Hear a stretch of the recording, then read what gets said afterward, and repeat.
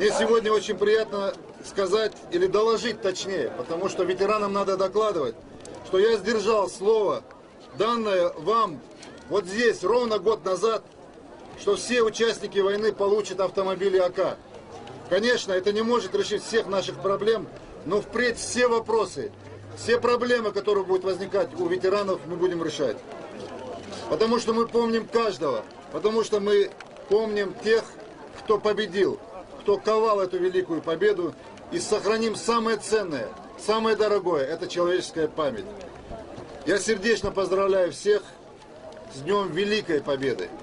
В этот праздничный день желаю всем вам, вашим близким, родным, мира, счастья, благополучия. И я очень уверен, что наш с вами дух не иссякнет никогда. Почему? Потому что мы с вами